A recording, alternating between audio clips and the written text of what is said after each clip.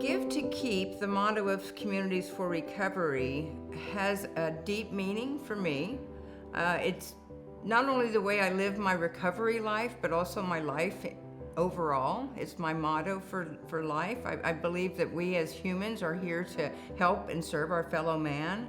And with recovery, I was in the 12-step program initially, and what I learned in that programming was in order for us to keep our recovery, we share that with others. It's a continuum that happens. The recovery community serves itself, which also helps me maintain my recovery as well.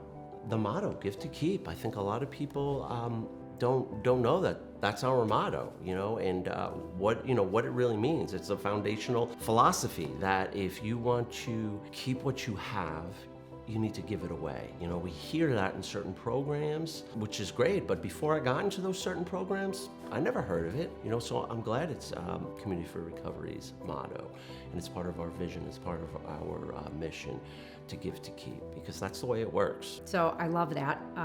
Anytime I do any speaking, I always reference that because I think it's so great. To me, it's a moral obligation that I have to give back what others so freely gave to me. I believe in recovering out loud and telling my story. And I think by telling my story, it saves lives, including my own. And it's just important to be able to support others and be vulnerable and then allow people to live, authentic lives in recovery. I feel like what Give to Keep helped me the most with was, I think, in something about being able to get outside of my own self, sharing a vulnerability of something that I have gone through and how it has hurt, or how I dealt with it. I'm amazed to see the response that gets. I feel like it's a universal aspect.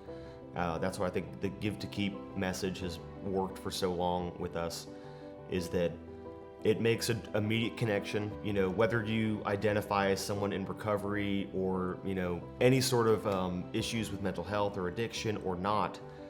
Something about sharing an experience helps others connect. There's this empathy that's there. I give so freely so I can keep what has been given so freely to me. Like all the help, all the assistance I've ever been given, all the love. It don't cost nothing to love nobody, like it doesn't.